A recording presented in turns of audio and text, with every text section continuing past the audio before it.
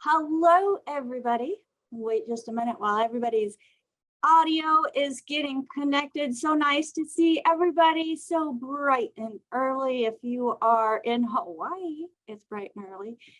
Here in California, Pacific time, and all along the Pacific coast, it is 8 a.m. in the morning, and we are ready to go with Ask.Live. So thank you, everybody, for joining us today. My name is Rebecca Dukes, and I will be your host for the next 2 hours of this program, where our goal is to make sure that you are getting empowering information that allows you to be an authority on your own health journey. And part of that is making sure that you have the information that has been tried and true and researched.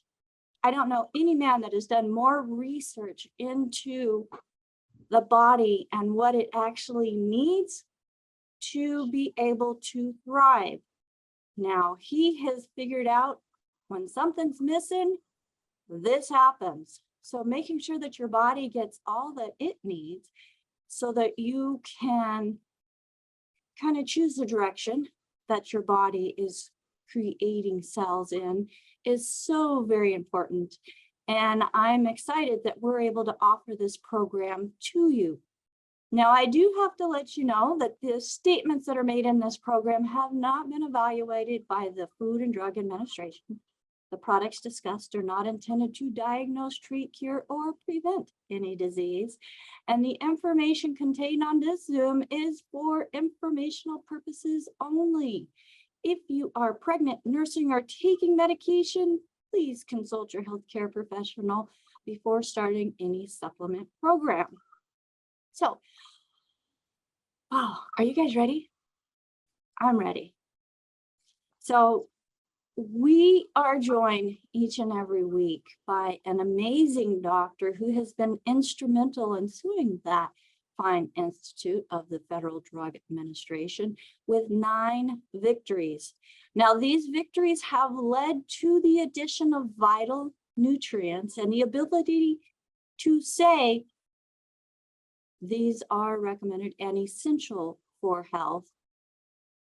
And it's just crazy. And forgive me, I'm kind of overexcited because of the information that I have learned, that I'm able to share with you, that has changed my life and the lives of so many that I know, that I just can't keep the excitement to myself. Now, folks, we bring good news. If you have been told that you have a genetic condition, well, that genetic theory has been proven to be false, and it's been proven through the science of epigenetics. Epigenetics is a study of how your very own behaviors and the environment that you put around yourself can affect the way that your genes work. So with epigenetics, you are an empowered individual and have more control over your health journey than you think, and more control over your journey than the medical industry wants you to know that you have. And we are guided by one of the founding fathers of the science of epigenetics, Dr. Joel Wallach. Now, Dr. Wallach, because of his findings and his research, in 2011, he received the Klaus Schwarz Commemorative Medal, a lifetime achievement on natural medicine and philanthropy from the United Nations. And I guess those are 2 different. Dr. Wallach, are those 2 different? 2 different ones. 2 different ones, because one of them was in 2011, and the United Nations thing, that was in 2015. No. The 2011 was the Klaus Schwarz Award. Yes. Okay. The one from the United Nations was 2015. That's what I just said. Perfect. Yeah. Okay. Awesome. Well, Dr. Wallach, I know that you have been studying and putting together some information here for us today. Welcome to Ask Doc Live. And I just want to remind everybody that if you hear anything on this program that sparks your interest in wanting to know more or wanting to get on a program that is mentioned in this show, get back with the person that invited you to this show. Thank them for sharing this information with you and ask them what their special way of getting the products is so that you too can enjoy a better health journey. Now, on behalf of myself, my co-host, Jonty McCollier, Ruth Ellen Sanchez, Heather Bowen, and Dr. Judy Reynolds, and AskDocLive.com, this program is being brought to you. So please make sure that you have your chat on. For those of you who are here with us live on Zoom, because they're going to be sharing information in the chat that will help you find additional information or how to spell something that Dr. Wallach is mentioning, because he does talk very fast. So he's going to talk slower today, right, Doc? And if you miss what he says, the replay will be on AskDocLive.com. Well, Dr. Wallach, welcome to Ask Doc Live. Take it away. Okay, good morning, and thank you so much for the kind introduction. Welcome to the team. Welcome to our visitors. And I want to start out by saying we do have a video, okay, the Dr. Joel Wallach story, okay? For kids' sake. Hmm? For kids' sake. You cannot forget that tagline. Okay. So it's the Dr. Joel Wallach story for kids' sake, okay? So that's available, right? It's already been sent out to 50,000 people on Facebook, correct? At least. At least, okay? And so you really need to watch this because it goes into the understanding of why we are where we are and why we went there. Most people don't realize how, how dangerous everything was as we were going through all this, all the wars we fought. I'm going to use those words, all the wars we fought with potentially life-threatening situations. Okay, so it was very heavy-duty stuff, and we're here now because we were able to prevail. And so this is a great video, half hour, and it talks about the wars we went through to get to where we're at. And so, and we did it for kids.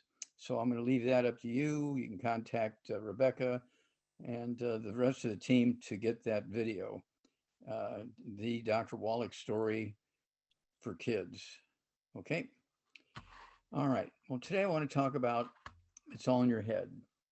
Okay, you've heard me talk about and mention this book many times. Of course, we also have a CD that Rebecca and I did with the same title. It's a support of the book. It's kind of an update, a 1-year update. There you go. A 1-year update of the book as in the CD.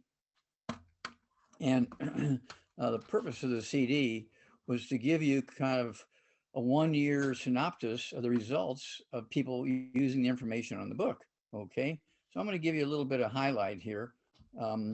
There's 37 different diseases that are caused by osteoporosis of the skull. There's 37 different diseases that are caused by osteoporosis of the skull. That's freaky when you think about it, okay? So let's go through some of them here. Let's start out with the olfactory nerve, which is, remember, there's 12 pairs of cranial nerves in the spinal cord that all start in the brain and leave the skull. Olfactory nerve, number one, when the skull squeezes the olfactory nerve, you lose your sense of smell. And people say, you know, I can't smell dinner cooking anymore. I'm missing something. I don't know what it is. Can you smell it? Okay. And so people lose their sense of smell, and that olfactory nerve, cranial nerve number one, gets squeezed. The optic nerve, number two, cranial nerve number two, you get optic nerve atrophy, ONA, optic nerve atrophy. It also squeezes the optic artery and the optic vein, and you get pressure goes up in your eye. Okay, you get macular degeneration. The inside lining of the retina where the optic nerve goes into the eyeball gets degenerated, okay, because of the lack of circulation, all this, that, and the other. And it's one of those things where so many things happen with that optic nerve gets squeezed. And then when you have the oculomotor nerve number 3, okay, cranial nerve number 3, you get ptosis, okay, ptosis. So when they put that light in your eye, the pupil is supposed to constrict to protect the lining of your eye from that light. It doesn't happen. The pupil will not respond to the to that light. Okay, so that's, you got to put that on here. Okay, that's oculomotor nerve. That's cranial nerve number 3. Cranial nerve number 4, the trochlear nerve. You get double vision. You get palsy of all kinds. Okay, things start fluttering and so forth. You get pain above the eyebrows, pain here, kind of a headache. Okay, that's cranial nerve number 4, the trochlear nerve. The trigeminal nerve is the largest nerve of the cranial nerves. Okay, it's actually 3 nerves. And I'm glad I saved that piece of paper. Okay, and so the cranial the cranial nerves. Okay. Oh, I apologize here. The cranial nerve, trigeminal nerve. Okay, it's cranial nerve number 5. There we go. Okay, the 3 nerves, I got to read them so I don't get them wrong. Okay, the 3 nerves are the, let's see here. Oh my gosh. Do you have that, your access there? Let's see, ophthalmic nerve, okay, which collects and forwards the nerve symptoms or the nerve signals around.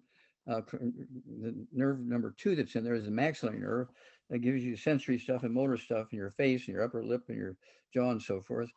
And the third nerve that's part of the cranial nerve, trigeminal nerve, is the mandibular, okay, which has to do with your cheeks and your lower lip and your jaw and your neck, okay? So that kind of covers that. And it's one of those things where all this stuff, you go to different doctors, right? You go to different doctors for those things. And of course, you also start losing you get receding gums, you get TMJ, you get the joint of your jaw. Okay, that joint, you get osteoporosis and you get arthritis in that joint. That's all part of that. And when you're a kid, you go to an orthodontist when you're, say, 10, 12 years old because your teeth are all turning and loose and shifting around and they're receding gums because you already have osteoporosis of the skull. Okay. And then, let's see here. The abducens nerve, number 6, cranial nerve number 6. That one, there we go, abducens nerve number 6. Okay, you get strabismus. Okay, you have all kinds of weird things happening. You have the vision, your eyes turn inward. Okay, so your eyes are kind of focused on your nose. And then facial nerve number 7. Okay, facial nerve number 7, you get Bell's palsy. Okay, one side of your face will droop. It rarely happens both at the same time, but maybe a month later, the other side will droop also. And when a baby is born with Erb's palsy, okay, they get, they're paralyzed from the neck down because babies can get osteoporosis of the skull if the mother's not getting all the nutrition as the baby is developing. Okay, so it's Erb's palsy when the baby is born. And when you get this palsy when you're older, it's called Bell's palsy.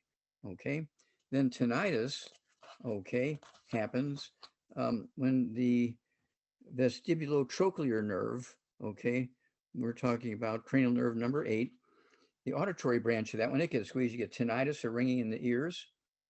And then when the vestibular branch of the 8th cranial nerve gets squeezed, you get dizziness, Meniere's disease, Wallach's vertigo, that kind of stuff. And it's really crazy, okay? And then you get glossopharyngeal nerve, number 9, loss of the gag reflex. Let's see here, you lose your sense of taste, you have difficulty in swallowing, your voice changes, and that's the glossopharyngeal nerve, cranial nerve number 9. Okay, and then let's see here, there's cranial nerve number 10, the vagus nerve. That's a big one. Okay, cranial nerve number 10, when it gets squeezed, let's see here, um, you get COPD, chronic obstructive pulmonary disease. You get gastroparesis. I mean, we're talking terrible pain in the stomach, and doctors just know that you have a penetrating gastric ulcer, but it's really just the 10th cranial nerve being squeezed by your skull. It's called gastroparesis because it goes all the way from your skull down into your belly. You have difficulty in swallowing, your voice changes, and you also really, get into trouble with those kinds of things. Vagus nerve, number 10, COPD, chronic obstructive pulmonary disease, hiccups, because we're talking about the diaphragm, the lungs, abnormal heart rate. It could be fast heart rate, tachycardia, it could be slow rate, bradycardia. But the one that really freaks everybody out is AFib, atrial fibrillation, because the doctors say that's a deadly heart issue. And they anesthetize you, cut you open, take your heart out, and use a hot branding iron all over your heart, looking for the place that's making your heart beat irregularly. And really, there's nothing wrong with your heart. It's not a heart issue. It's osteoporosis of the skull, squeezing the 10th cranial nerve. Okay, the 10th cranial nerve. Okay, the vagus nerve. Then, let's see here, the accessory nerve, 11. Okay, we're talking about cranial nerve number 11. And that one, a loss of function of the trapezius, okay, muscles of your neck and your shoulders, sternocleidomastoid muscles in your neck and your face, and so forth. And so it's like you had a stroke. You're kind of paralyzed from the shoulders up, kind of thing. And then there's the hypoglossal nerve, okay, which is a cranial nerve number 12, atrophy of the tongue, speech, and malfunction. So if you have that one, okay, and the 9th cranial nerve being squeezed, you're really in a mess when it comes to communication and so on. Well, then you have the spinal cord. Now, when you're talking about the spinal cord, you're talking about a lot of stuff. Okay, and again, the book is It's All in Your Head. And a lot of these common diseases that people get when you get osteoporosis skull is on the cover. Okay, and then of course, a 1-year update on that book is in this CD that Rebecca and I did. And the CD tells you what's going on there, what kind of great success we've had in repairing and treating those things and getting rid of them, as well as some that are a little more difficult. Okay. And we're talking about that on the CD by the same title, It's All in Your Head. All right. Now, when a baby's born with the spinal cord being compressed by the skull, osteoporosis of the skull, baby's born with it because it's not an age thing, it's a nutritional deficiency thing. It's called Erb's palsy. Okay. Also, when you get atrophy of the muscles south of your spinal cord, or where it comes out of your skull, is Wallach's fibrous dysplasia. Wallach's fibrous dysplasia. And of course, you get frequent nighttime urination. I had one yesterday. The lady said she gets up every hour to urinate. She urinates 6, 8, 10 times a night. And if it was a man, the doctor would think right away it's a prostate issue, but it's not a prostate issue because women don't have prostates, okay? It has to do with the skull squeezing the spinal cord, and the spinal cord is telling the urinary bladder to urinate. That's what's happening there. And then, let's see here. You get sciatica, everything kind of south. You get scoliosis, MS, multiple sclerosis. Doctors want you to believe it's an autoimmune disease. No, it's just a simple cholesterol deficiency. I'll repeat that, it's a cholesterol deficiency. And then you get Guillain-Barré syndrome, which is MS in teenagers, and it usually goes from the neck down. Whereas MS, you get the skull, the brain, and the neck, okay, and the spinal cord. And then let's see here, there's respiratory issues, COPD, and just, on and on and on and on. All these things are caused by osteoporosis of the skull, and doctors will send you to their golf buddies who are specialists in all these different diseases, when really it's all just caused by one thing, osteoporosis of the skull. And there again, you take the approach of getting rid of all the bad foods to maximize absorption. And then I like to use the big hammer when you have osteoporosis of the skull. It's one healthy brain and heart pack per 100 pounds of body weight. It has 215 nutrients in it, and the core, of course, is still the 90 essential nutrients, the healthy start pack. And then I like to add per 100 pounds of body weight, 1 bottle a month of the MSM. If you weigh 150 pounds more, I'd go with 2 bottles of the MSM, so you can take three times a day. And they're designed to support and promote maintenance repair of cartilage, ligaments, tendons, connective tissue, disc, between vertebrae, bone breaks, including the skull. Okay, including the skull. And then I also want you to have the collagen peptides, which is collagen made from fish, poultry, sheep, and beef. Go ahead and take a scoop of that in your morning drink, scoop of that in your evening drink. And then I like you to take Synaptive. Or Synaptive, I think I thought I had a bottle here. Synaptive.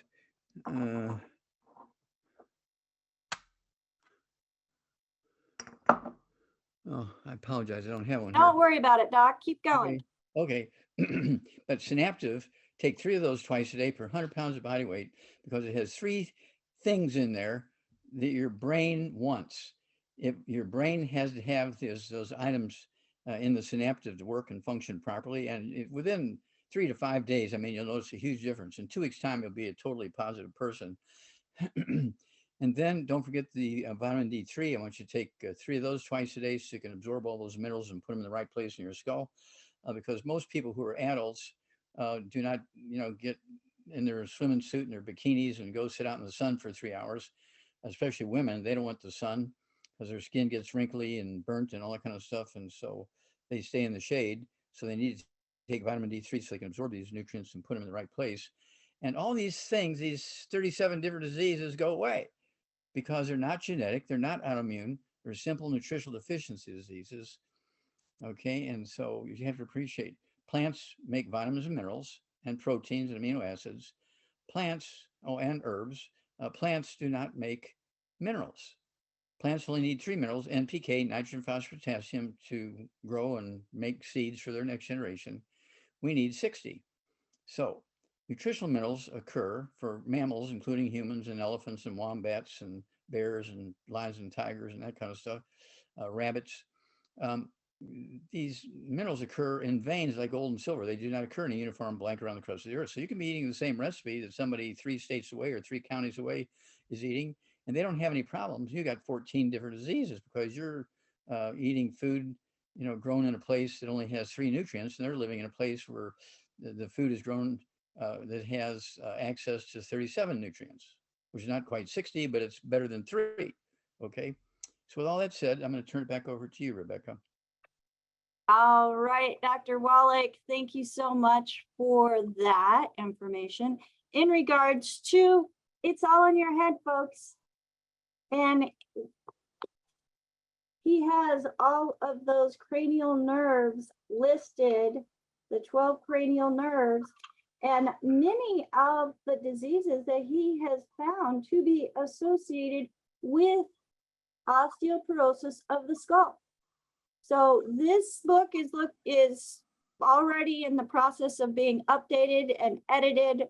With the next printing, it's going to have the additional conditions that Dr. Wallach has found to be associated with osteoporosis of the skull. So you want to make sure that you get this book and the CD. It's all in your head.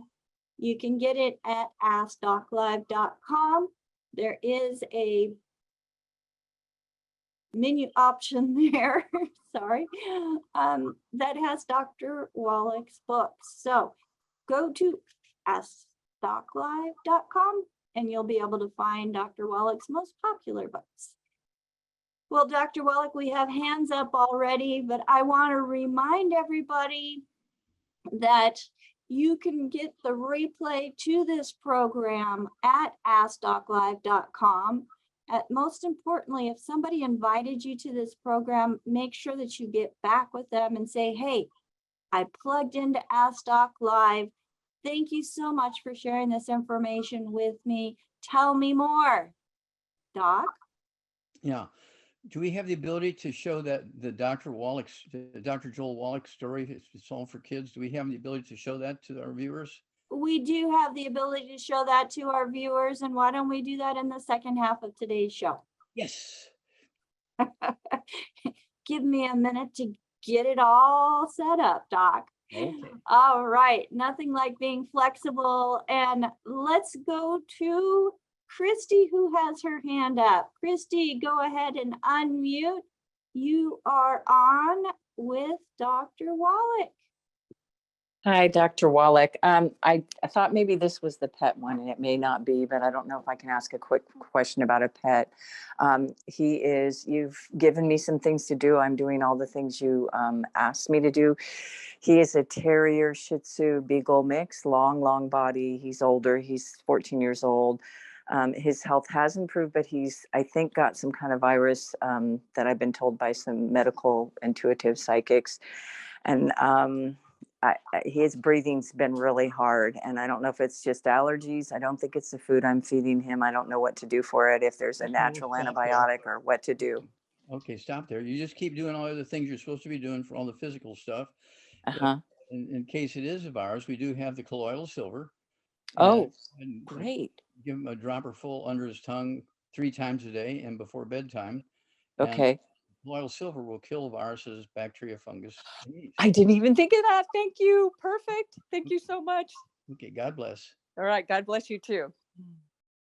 All right. Thank you, Christy. So yeah. Family, and our pets are part of the family. What was that, Dr. Wallach? Our pets are part of the family, so we got to take care of them. Yes, they are. And just a reminder, thank you, Christy, for giving me the opportunity to remind everybody that next week, the first Friday of each month, we do Ask Vet Live, where you are welcome to bring all of your pet questions to the #1 veterinarian that I know, who's not just a veterinarian, but a pathologist that has done work around the world. Is it 432 different species, Dr. Wallach? Let's see here, 465.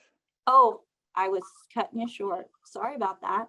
465 different species, folks. So next Friday, first Friday of the month, Ask Vet Live. You are welcome to join us with your pet questions. And yes, they are part of the family. So if you are here live with us today and you would like to ask Dr. Wallach a question, go to that Zoom menu, click on reactions, and find the option to raise hand. That raises your virtual hand. If you're here with us and you have your camera on and you're going like this, I apologize. I don't see everybody's camera. So I don't see your physical hand up. So raise your virtual hand using that Zoom menu. Now, Dr. Wallach, I have a question that has come in from Dave through email. He says, 2 surgeons said that I don't need hip surgery. The x-rays show that there are good gaps between the hip and the femur, but I have continuous pain in my top right thigh and the muscles day and night. I have been drinking chicken broth daily with turmeric, hyaluronic acid to coat the hip joint, infrared light. So he's doing lots of different options here to try to help himself. But if he exercises a lot, then he needs to take over the counters every 2 hours to help get him through the day. Is there anything that you recommend to eliminate the pain in his upper right thigh? So he is 54 years old and 6'1" at 195 pounds. Okay, well, this could be a case of osteoporosis, skull squeezing the spinal cord. Okay, and so he's getting all this downstream stuff that the typical approach of treating it isn't working because it's actually happening up here. Okay, and he's getting all this downstream stuff. And so the question I would ask him, and he can, send that in now if he can, or next week if he can't, okay, is how many times a night does he get up to urinate? If he says none, okay, it might not be the skull. But if he says, oh, I get up 3 to 5 times a night, okay, then it's the skull squeezing that spinal cord. And, all those nerves going down to all those places, okay, are being squeezed. And so that's why he's getting those issues that aren't responding to his typical approach to dealing with that pain. because it's happening upstream. It's up here as opposed to down there. Okay, so putting on topical stuff, for instance, putting on a pain-killing cream on that hip is not going to work because it's happening up here. Okay, so that's one of the considerations. So at his weight, he was 100 and what? 195. 195, 200 pounds. He needs 2 healthy brain and heart packs per month. And he may.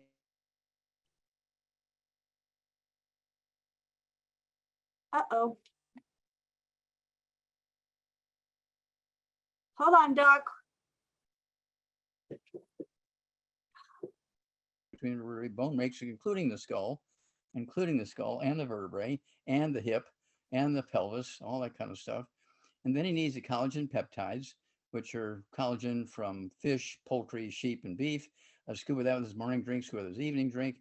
Wouldn't hurt also to throw in the Beyond OsteoFX. I do that. I take a scoop of that with my morning drink and my evening drink also. Okay, Beyond OsteoFX. And then vitamin D3, 2 bottles of that per month. So you can take 3 at breakfast, 3 at dinner time. Most adults do not, get naked and sit out in the sun for 2 hours a day like kids do. And so they don't get enough vitamin D3, even if they live in some sunny island and, in the South Pacific and so forth, they don't get enough sunshine. And so let's go there. And then, of course, we do have topical pain relief from our CM cream and also from our Hemp FX division. But then also, don't forget the anti-inflammatory BTT 2.0 tablets. You could take 3 of those twice a day. They're not a replacement for the BTT 2.0 powder, which is the essential nutrients, 215 nutrients. But the tablets are to support maintenance repair, by supporting circulation, reducing inflammation, that kind of stuff, and as opposed to the 90 essential nutrients. All right. Hey, Dr. Wallach, we've got some technical issues going on. So while I get these technical issues fixed, why don't we watch that video that you wanted to watch? Okay, let's go for the video. All right, hold on, everybody. We're going to get this all set up so that you can enjoy it as well. I know Dr. Wallach is super excited about it. And I think it turned out pretty well. Yeah, you have to watch it down to that last couple of seconds because the biggest message is in the last minute of the video. All right. One moment while I get this all set up.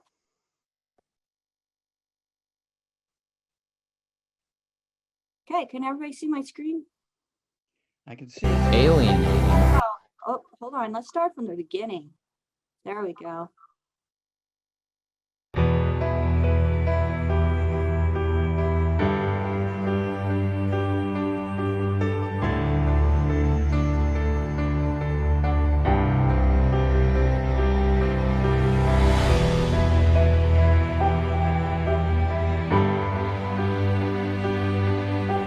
If something is false, he calls it out, even if it means alienating the entire medical community. He doesn't care. He cares about the truth. Marlon Perkins put my father on this path early on. That's ultimately what led to my father making the discovery many, many years later of cystic fibrosis.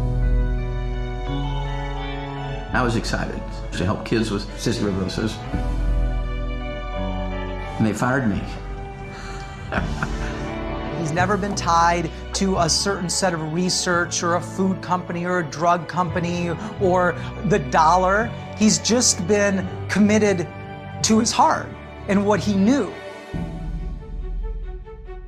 They would actually follow us and hand out petitions, and they actually had people arrested. It was quite the fight back in the early days. He's not going to be stopped by the FDA.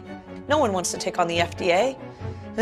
No one wants to go through that battle. I've seen my father deal with a lot of blows that would cause most people to just curl up in a ball and quit. I don't care if he gets knocked down another 20 times. He will get up that 21st time. I give lectures all over the world. People every month come up to me and tell me how it saved their lives, how the information saved their mother, how it saved their kids. You cannot pay for that. You cannot pay for that. That's worth everything.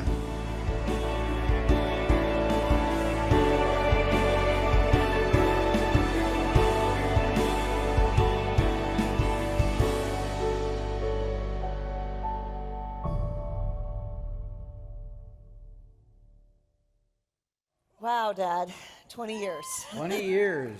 Could you imagine that we'd be here tonight 20 years ago? Well, I actually have a great story about that. But who knew? Who knew? Who knew? But here we are. Did you, but no, honestly, I mean, can you give us a short version? Did you really believe 20 years ago when I came down in my 4Runner with my sister, my brother-in-law, my 2 weenie dogs, and a baby that it would lead to this? Well, I was asked that question 24 years ago. 24 years ago. How big do you think you're going to get?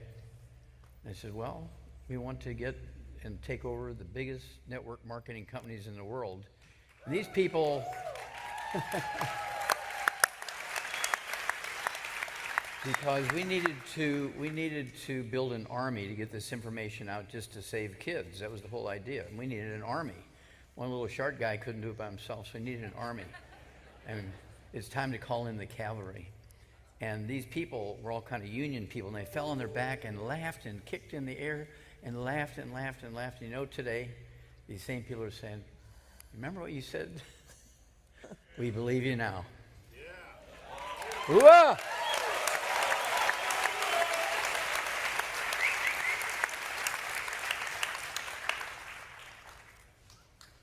So over that 20 years, over the last 20 years of longevity, you know, I was asked what things really stand out as like just amazing moments or accomplishments and things.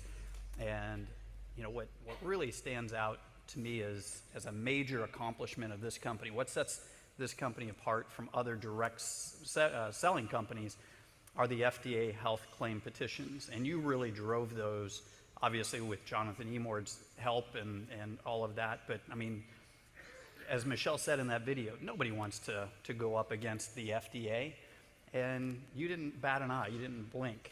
Why was that important to get that health freedom information or that health information out and maintain health freedom to you? Why was that so important? Well, number one, when you know how to save kids with the discovery of the disease like cystic fibrosis, muscular dystrophy, these sort of things, and you get fired for it, you know that the system really isn't in it for the truth. And so sometimes you just have to be like David out of the Bible and just get in there and go after the big boys no matter what.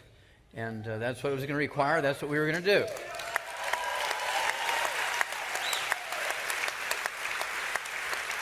And if I may, I'll throw this in. When we started, after I got fired, we started a little company, and we were doing great, and we wanted to go public. This was back then. And Arthur Anderson, big auditing company, we had him come in to audit us so we could go public. This was just before, this was like a couple of months before we started Longevity. And they fired me again because they wanted my money. I was a distributor, I was a very successful distributor. I was making a big 6-figure income every month. And so this guy wanted my money. And so they got me fired, and we had our first meeting in Santa Cruz, California, just 6 months later. And it was all based on radio and getting information out, and people were coming by the hundreds to come to this meeting, but nobody was coming in the door because the Arthur Anderson employees had hired 3 guys who were all over 250 pounds each to turn people away and say the meeting's been canceled. And so I had to say to the guy who was hosting the meeting, who by the way was Clint Eastwood's driver, and said, right. Yeah, Dio. Yeah, Dio. I said, Dio, we need the cavalry. I can take one of those. I can't take 3 of them by myself. I said, I want you to call 911, get 5 squad cars here, tell them there's going to be a riot, there's going to be deaths everywhere. We need 5 squad cars with men armed to the teeth. And I just prayed that he remembered the message. So I took on the guy in the middle who was passing out the papers, and we were on the ground fighting. These other 2 were kicking me in the ribs, broke all my ribs on this side, gave me a concussion. And here come the 5 squad cars. Thank you, Jesus, and thank you, Dio. They cuffed him, and to make a long story short, we sued him in federal court shortly thereafter on the RICO laws, which are racketeering. They were trying to destroy us physically so they could take over our company. And they settled out of court, in federal court, they settled, and that's the money we got to start Youngevity. Hooah!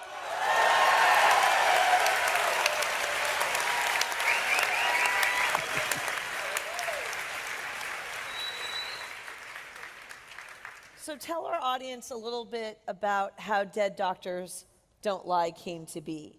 Did you sit down? Did you script it out? Was it over a period of years? How did Dead Doctors Don't Lie? How did that come? Okay.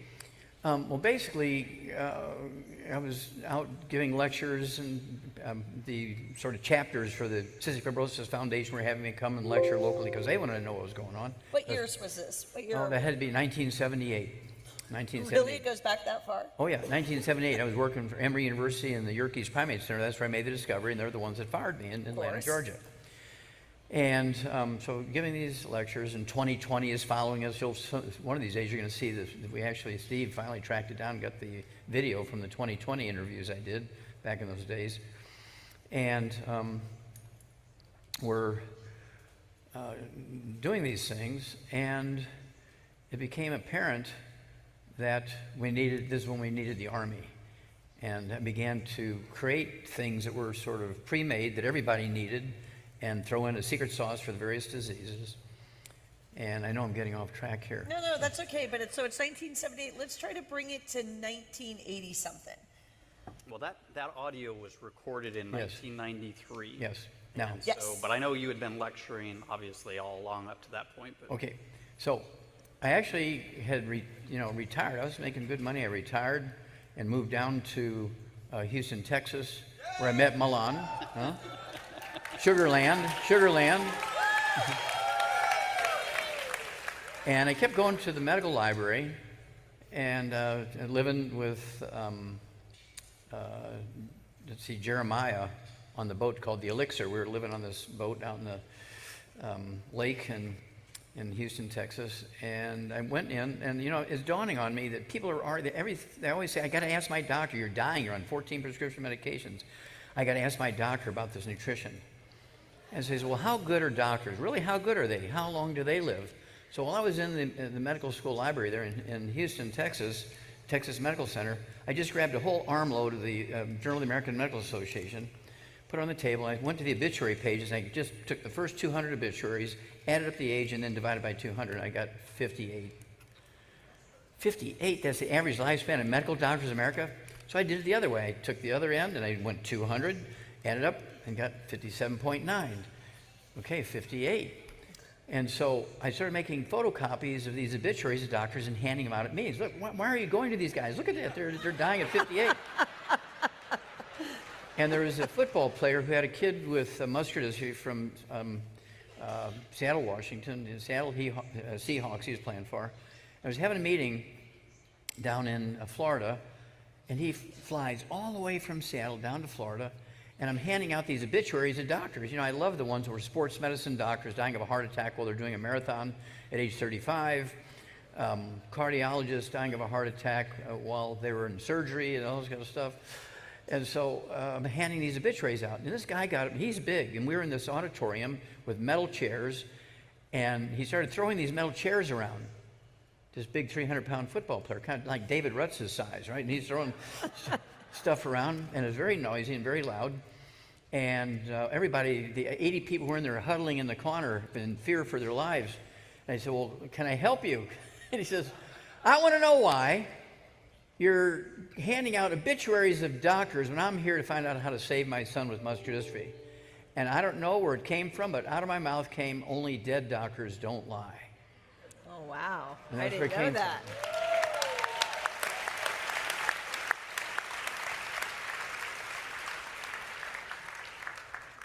So you went onto the radio.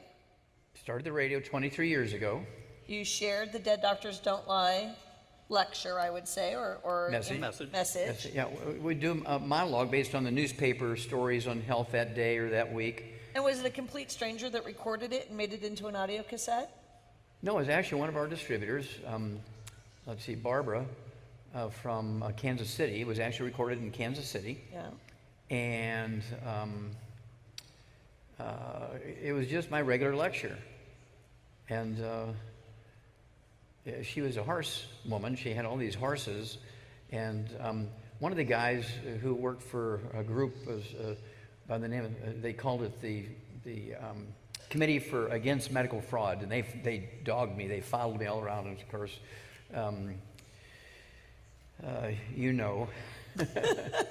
You know who I'm talking about. Right. These bad guys, John Renner and Victor Herbert and Stephen Barrett and everything. And Barbara, she's a big woman. She's 6'3", a couple 100 pounds. And we're up lecturing there, where I actually made this recording. And he's handing out papers saying that I'm a quack and don't listen to me and everything. We're in the third floor meeting room. And she picks him up by the belt and by the scruff of the neck and throws him down 3 flights of stairs. True story. And where's Victor Herbert and John Renner now? Let's see. Well, John Renner is dead. Victor Herbert's dead. Stephen Barrett is in the basement of his house, and if he's still alive, and his desk was an old door. Cheryl. Okay, so And back look to at health us. freedom.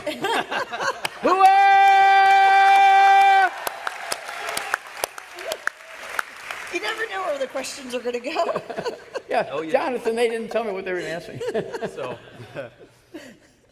So, when you first discovered that case of cystic fibrosis working for Yerkes in the rhesus Yes. monkey, I mean, I was a child and grew up hearing about these stories and read about them in Dead Doctors Don't Lie from your perspective. I lived them as a teenager, obviously, and it's just amazing, just reliving all of that stuff. And then Scott Salick was able to get some of that very, very old video footage of news stories, and you can still find all of this on Google, the original clippings of the newspaper articles and things. But as you said in that video, and you said here tonight, they fired you for going public with that information that you believed it to be. You didn't know the term back then, or it didn't exist, epigenetics, but you clearly pointed out to everybody that you believed it to be more than genetics, not solely genetics, that it was nutritionally induced, and you called out the specific nutrients back then, which are true today. Obviously, you still hold to that today. So, but they fired you for that. And I know there was a lot going on in your family life at that time, growing up at that time myself around then, and obviously. But you kept going. As I said in that video, you've taken some major challenges that would cause most people to just curl up in a ball and quit, do more than quit. You would, most people would absolutely quit, but you kept going. Why? Well, again, it was to save the kids. You have something that can save kids. You just can't quit. And of course, I had saved myself from horrible disease, Tourette syndrome, when I was a kid. Started with the symptoms of Tourette syndrome when I was 4. I was disabled, really disabled by the time I was 9. And my mom and dad had taken me to 20 different doctors. And the 20th one, And that's Mary all the Jane. Dead Doctors Don't Lie, Yeah. the book. Mhm, But let's stick to Okay. health freedom. Okay. Let's stick to the Well, last 20 okay. years. Okay, when I was But Michelle always accuses me of going back too far. Where does it when I start? was fired, when I was fired, now, just to make sure you know, when I made this discovery, I knew that I had something unusual. I looked it up in human medicine, and cystic fibrosis, and I got permission to do biopsies on the other 24 baby monkeys in that colony that didn't have any genetic relationship to that one monkey. They were just the only genetic relationship. They were all monkeys, but they weren't brothers and sisters or cousins or anything like that. Every one of them had a different mother, father. They're all the same age, and they're raising these for NASA projects. They're training these monkeys to do things, and they give them a pellet, when they do the right thing, and they send them off into space. Well, I asked for permission to get a biopsy of those other 24 monkeys, and guess what? They all had cystic fibrosis, so I knew it was environmental. Well, fortunately, they had saved the blood from the adult monkeys every month for 6 years and had frozen it just in case something like that had happened. And they had saved the blood every month for the baby monkeys who were now 6 months old and froze it. And so I didn't have to get a grant to do those things. They had already done it for 6 years, but nobody had used the material. So I went back, and all I had to do was look at it and say, well, here's this one nutrient that's missing. And I went back into the animal industry and said, oh, look at that. The deficiency of that nutrient causes cystic fibrosis in animals, but they didn't know that's what it was causing in animals because they were animal pathologists, not people pathologists. And so I took it to the powers that be. They sent it to the highest experts in pathology around the world in cystic fibrosis. They all agreed it was cystic fibrosis. Then I told them it was a monkey. They got excited at first. Oh, we can do laboratory animals now. I said, oh, yeah. How many you want? I can make 1,000 of them. I said, what? I said, yeah, it's not genetic. This is actually just a simple nutritional deficiency. Even the genetic marker is a nutritional deficiency. If I give the nutrient intravenously, the genetic marker will go away in 24 hours. If I give it to them orally, the genetic marker will go away in 2 weeks, and that's when they fired me. And today, the field of epigenetics is the hottest research field there is. Yes.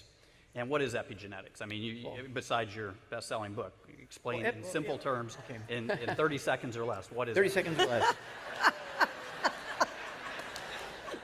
Okay. There we go. There's the clock. Well, the medical profession has thousands of failed medical theories going back thousands and thousands of years. In the 20th century, 21st century, no different.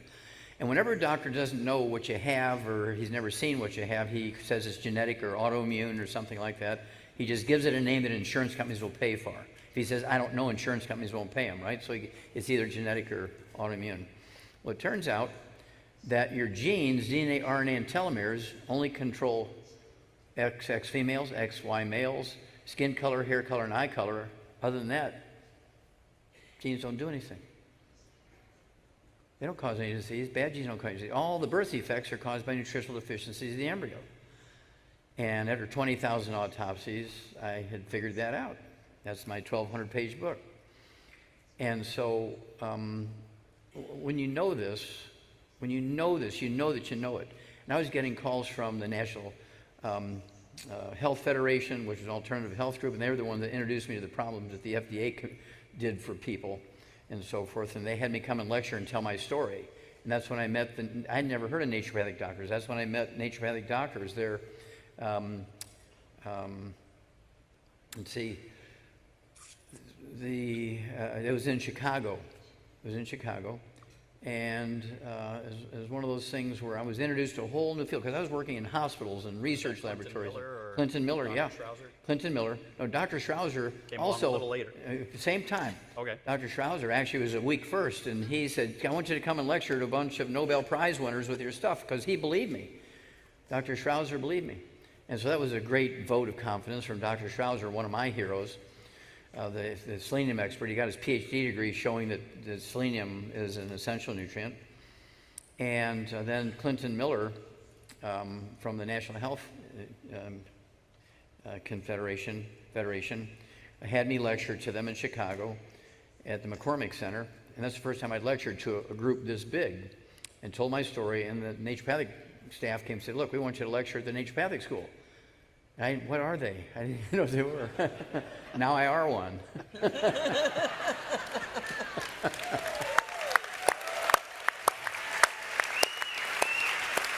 So when you made that discovery of cystic fibrosis in the monkey at Yerkes, one of the key nutrients you specifically called out as one of the keys to this was a selenium deficiency. Now, this was in 1977, I believe. 1977, that's correct. They fired me in 78. Okay, and so that's the way I remember it.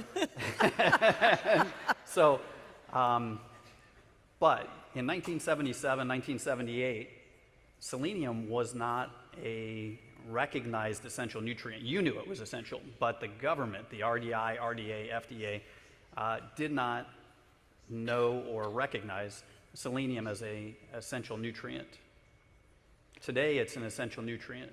So your work, Dr. Schrauzer's work, other people's work, but your life's work contributed to selenium being a recognized essential nutrient. That's correct. Back then, the medical system believed that selenium was one of the worst toxins in the world. They believe it yet today. You ask a medical doctor, what about selenium? Oh, you can't have selenium. It's too toxic. You get everything you need from your food. That's like saying, you don't need to put oil in your car. Just put dirt from Texas in your car. There's bound to be some oil in it. It's dirt from Texas. Bam! You're dead. You knew I was going to do that.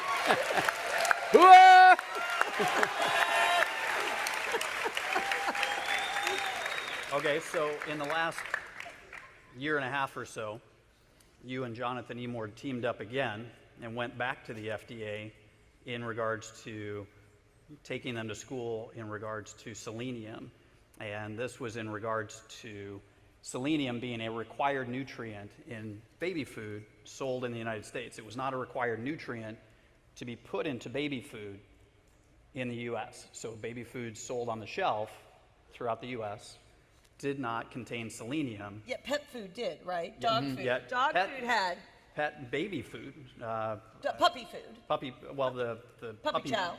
Canned milk for puppies. Oh yeah, canned milk for puppies. But dog food too, yes. But I'm all about the dogs. so Okay, now. Wait, sorry. But now, the FDA recognized the error of their ways, and they have required that baby formula now contains, sold in the US, now contains selenium.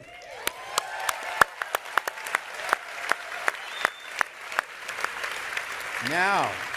Which goes back to your statement about how important it is when you know that information in order to protect the most vulnerable, the children, the babies. The story gets better. Good. Okay. Now somewhere, I believe it was 1989, Milan and I went to China, to Qishan province. And because we knew selenium deficiency was part of the syndrome of cystic fibrosis caused, there's a disease called Qishan disease in Qishan province, China, which is cardiomyopathy heart disease. It's a heart attack that athletes die from, the sudden heart death from athletes.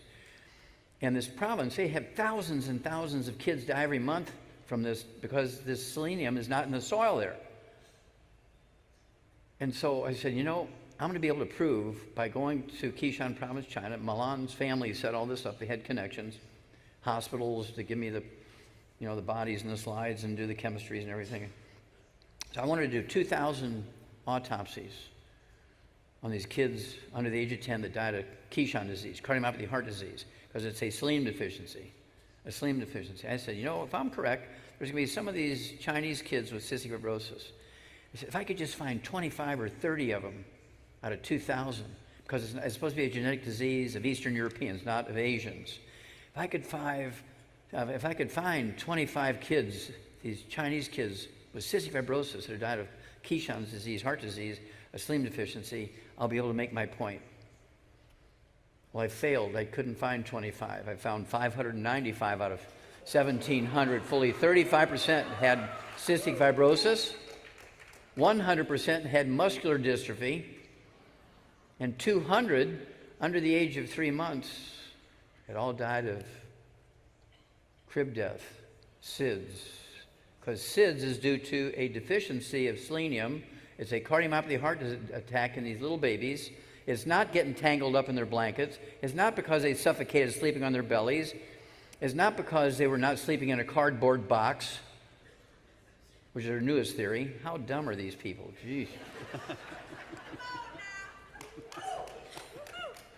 Okay, so what this is going to do, I hope you appreciate, because of Steve and you and Michelle and Richard Renton and myself and Jonathan Emord and all the stuff we did to get this into baby formula, we're going to eliminate SIDS.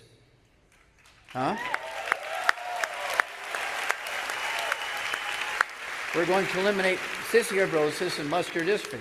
Now here's the next horror part of the story. We realized that we could prove that this selenium deficiency also is the cause of muscular dystrophy. It's not unusual.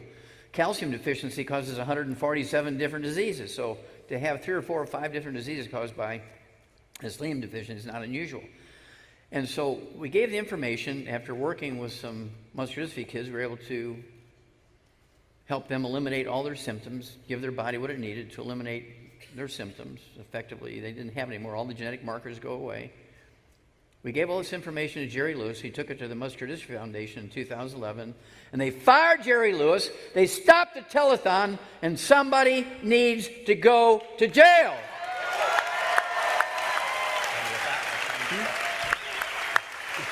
That's it? That's it? Oh. Well, no. Hooah! Hooah!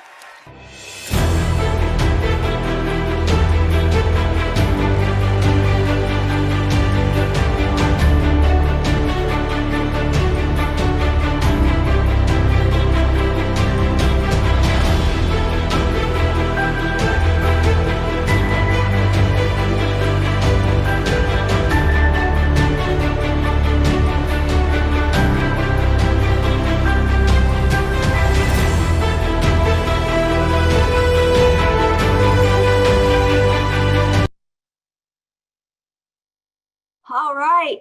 Hey, I thought that was pretty good. It is break time. So let's go ahead and take a quick break here on Ask Doc Live. Everybody get up and stretch. Make sure that you are staying limber, get those lymphatic fluids flowing, and hydrate. Don't forget to hydrate. We will be right back here on Ask Doc Live. For those of you who are interested in that video, you can find it on Wellness Publications YouTube page. You will find the Dr. Doc Wallach Story for Kids' Sake is the title of that segment that Dr. Wallach did. And that was only 4 years ago. So that program was recorded 4 years ago, and Dr. Wallach is still alive and well and kicking hard. We will be right back after this break. All right, what did you think of that? So when I saw that, I just thought that that was an excellent clip showing Dr. Wallach in explaining what happened and what he did to protect the children. And unfortunately, it took a lot of babies dying in order for him to find the information, find the cause on what was going on.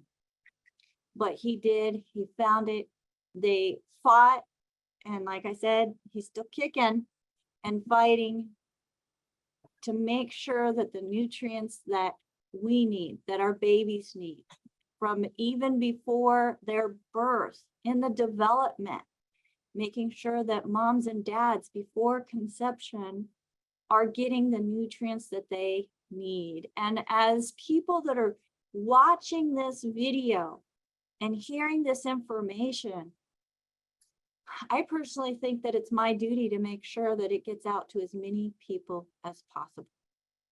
It's not about making a sell, folks. It's about giving people knowledge, empowering them with information that will help them create a better, stronger health journey. Dr. Wallach, are you ready to keep going? I think we are. All right. I think we got your audio fixed too. So Okay, good. that's awesome. So Linda had a really good question, and this is going back to osteoporosis of the skull, Dr. Wallach. Her question is, can you please explain how adding nutrients now, the ones that are missing, will work to reduce the pressure on the cranial nerves if the skull is squeezing the nerves?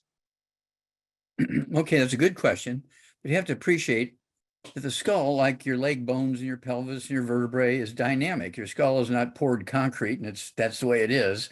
It kind of ebbs and flows depending on the nutrition and circulation and other things going on, muscle pulls and so on.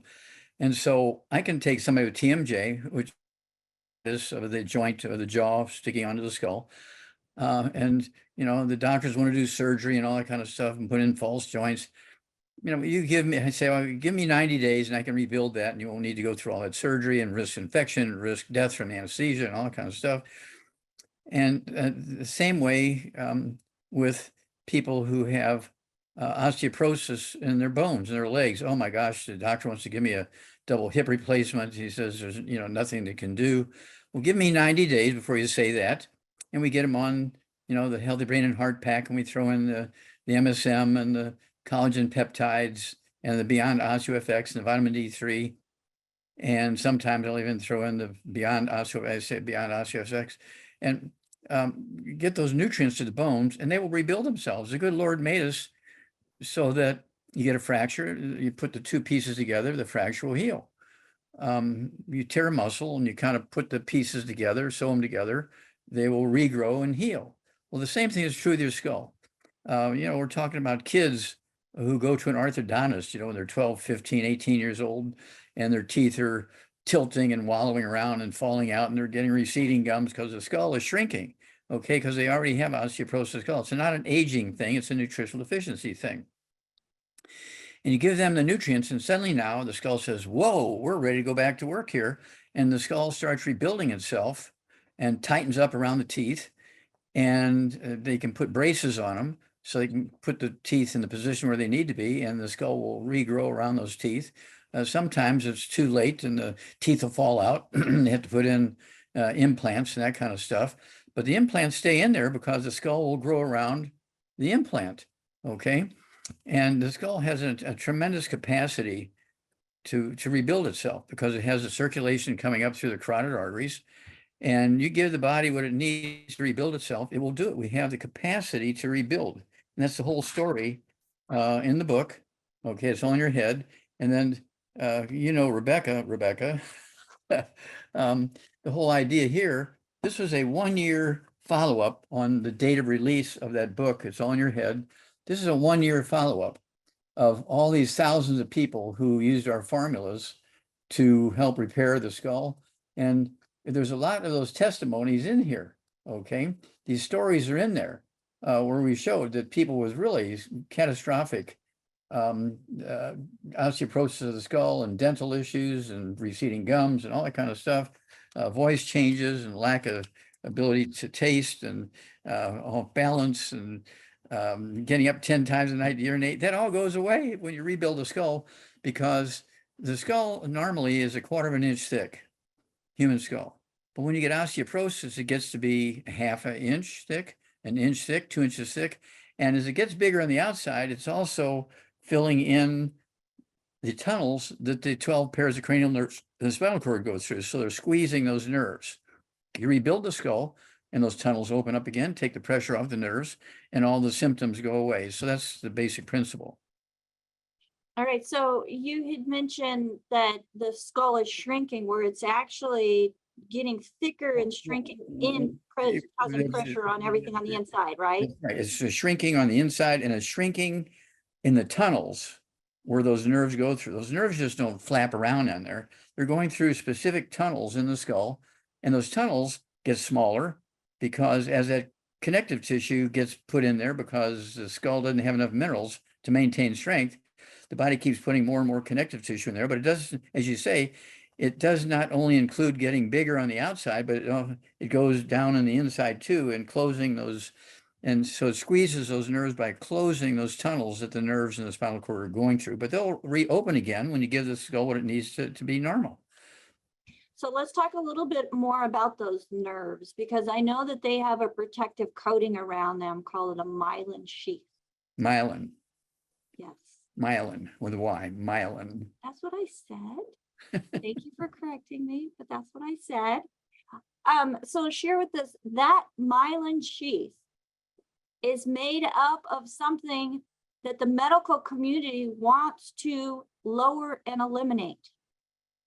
Yes, it's made out of cholesterol. The myelin, the white matter of the brain, makes up 25% of the brain weight, makes up 25% of the spinal cord weight. Okay, and cholesterol makes up 95% of testosterone and 95% of estrogen. Nobody should be taking statin drugs and eliminating cholesterol. Cholesterol is not what clogs your arteries. It's oils, things like salad dressings, cooking oils. Those are the things, they oxidize and turn into trans fats, heterocyclamines, which are very inflammatory and cause the clogging of the arteries. Okay. We take people who have clogged arteries and they have high blood pressure and they're getting dialysis 6 days a week. They've been doing that for 10 years because they were on dialysis for 25 years because they didn't want to get a kidney transplant. We put them on our program, the Healthy Brain and Heart Pack and the MSM and collagen peptides and vitamin D3. And then we throw in the Ultimate Daily Classic tablets, which increases circulation as well as helps lower blood pressure. And within 2 weeks' time, after 10 years of being on dialysis 6 days a week, okay, they drop it down to 3 days a week because they started urinating again. They haven't urinated in 10 years.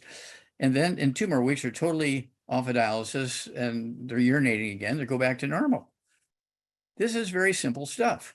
And so once you have the key to the lock, you don't have to keep beating on the lock with a hammer and, and try to get it to open and all that kind of stuff and pull on it and yank on it and turn it upside down. You just put the key in, it opens. The same way is true once you know what the cause is and you deal with the actual cause of these problems, the negativity, this pathology goes away very quickly. All right. And I love that, Dr. Wallach. We give the body what it needs, and the body, because it's continually generating cells, if you're giving it the raw ingredients that it is starving for, it's going to start thriving. Correct. Unit A+. So cells are getting stronger, cells are getting healthier, and every single square inch, I'm trying to think of what goes smaller than a square inch, is made up of cells. That's correct. So you remove the things that are causing the breakdown, which you mentioned: oils, bottled oils, olive oil, cooking oil, vegetable oil. Salad dressing. Vegetable oil is not our friend. Okay, that includes soybean oil, corn oil, canola oil. All of those oils have been taken out of their natural state. The natural things that the creator put in there to preserve them and protect them is no longer there. So it's oxidizing. And when we put it in our body, it's causing, like Dr. Wallach said, those blockages, those buildups. It's contaminating and putting toxins in our body that our body does not want. It does not need. It cannot process. So we need to be intentional in making sure that we're giving the body what it needs and keeping out the things that are causing havoc within us. Right, Doc? That's correct. And, the people who have the shorter lifespans are the ones that eat gluten, like the Italians and the Europeans and so forth, Spain and England and Ireland and so forth. They live to be like, we live to be, I guess, 75. And then there's some places where, for instance, people like the Chinese live to be 87, 12 years older than us. Yeah, so I saw an article the other day where a 116-year-old Asian woman was being taken care of by her 91-year-old daughter. That's where I want to be, folks. Taking care of my mom when we are both well into our beyond 100, yeah. Pushing and beyond 100. So I know that it's possible, and because of you, I can feel that it's possible for myself as well. Dr. Wallach, we have some questions here, and Ellen wants to know, so she is 78 years old. Are you writing? I'm writing. You ready? Yep. All right. Ellen is 78 years old, 5'3", 155 pounds. She just completed 8 weeks on doxycycline for treating Lyme disease, and she still has residual joint pain. What are your recommendations for her? Okay. Nutritionally, of course. Okay. 155 pounds, right? Something close to that. Okay. So what I want her to do is get rid of all the bad foods, no fried foods, no processed meats, no oils, no glutens, no wheat, butter, rye, oats, no sugar, no drinks. Even the diet one's got to go because carbon neutralizes stomach acid, so you cannot efficiently absorb minerals and digest food. And then at that 155 pounds, I want her to have 2 healthy brain and heart packs a month. 2 healthy brain and heart packs a month. A full dose, everything twice a day. Okay. I want her to get 2 bottles a month of MSM, so you can take 3 at breakfast, 3 at lunch, 3 at dinner time, and they're designed to support and promote maintenance repair of cartilage, ligaments, tendons, connective tissue, disc between a vertebrae, bone, exopone itself. And then I also want her to take the collagen peptides, take a scoop of that with her morning drink, a scoop of her evening drink.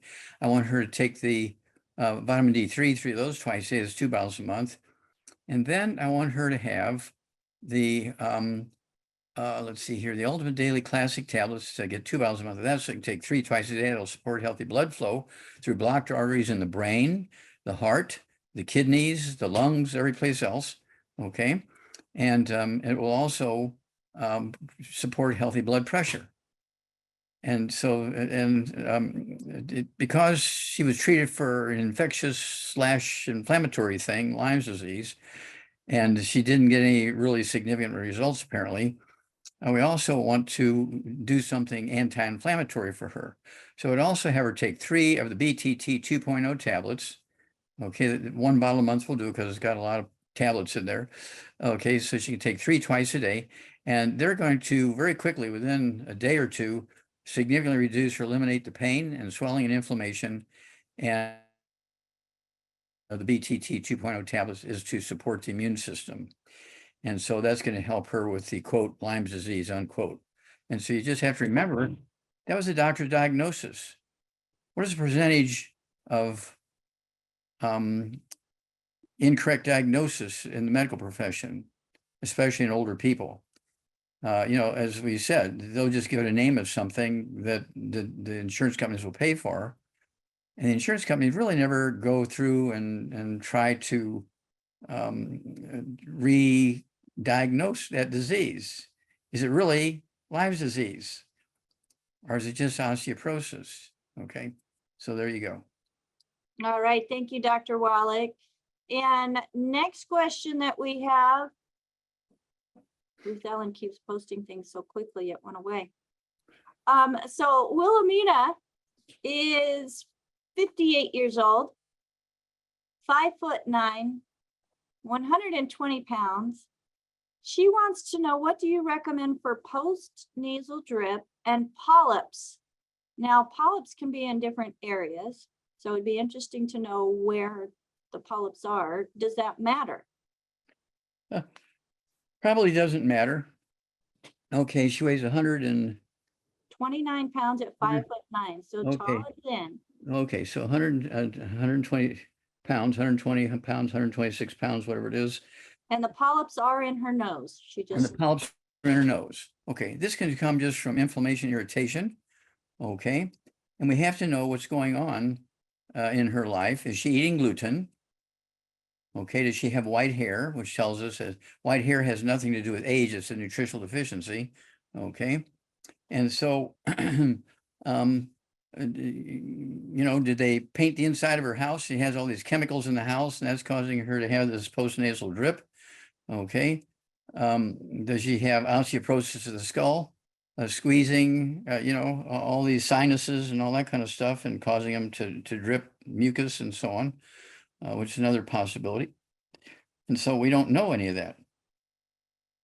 We're just hearing what the doctor said.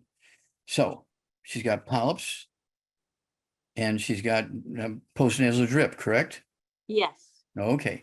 So what we want to do is get rid of all the bad foods, no fried foods, no processed meats, no oils, no glutens. You've heard this before. Absolutely no wheat, butter, rye, or oats. I would also throw in, and additionally, no wheat, butter, rye, oats. And let's see here. Got to get rid of, let's see here. No nitrates, no nitrites. Yeah. All of those processed foods. Yep. We get rid of all them.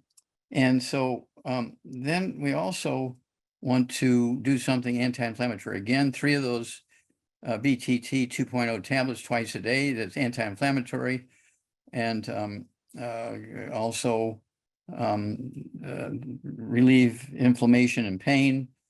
But also, I want her to have her colloidal silver, take 2 droppers full under her tongue 3 minutes for each meal, and 2 droppers full under her tongue 3 minutes for bedtime. So if there's a low-grade virus infection in her nasal passages and up in her sinuses and stuff like that, the colloidal silver will kill the virus. And so let's go there.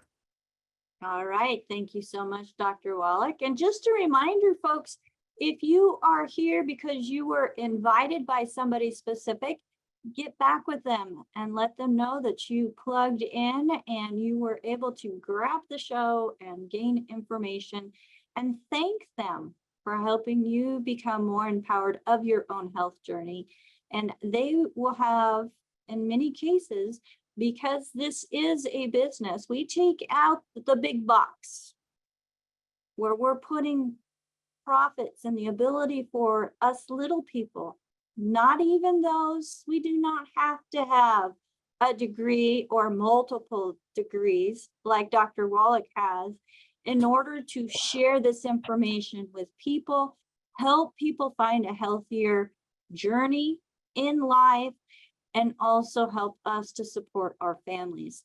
That's one thing that I love about this company, about this business, where we're able to use our passion and love for people to help support our own families and our communities. So, Dr. Wallach, you started this company how many years ago? Well, it's got to be 32 years. Even before it was officially Longevity. That's correct. It was originally called American Longevity. And you had actual clinics.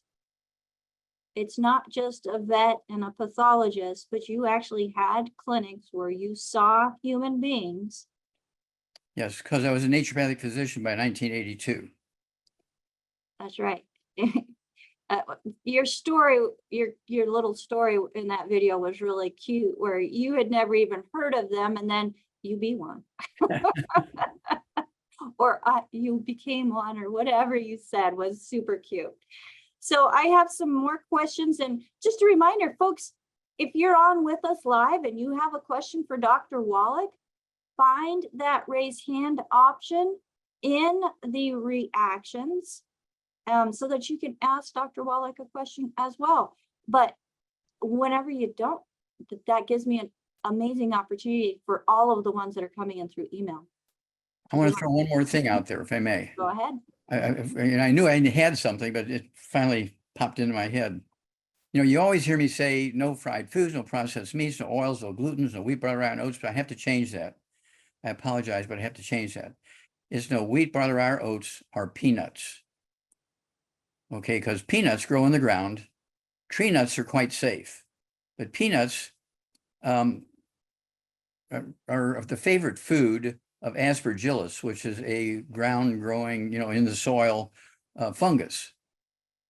And this aspergillus fungus produces a toxin. Okay.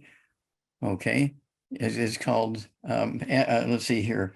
It's the fungus is. Is that aflatoxin, or however you say it? Yes, there you go. Aflatoxin. It's aflatoxin.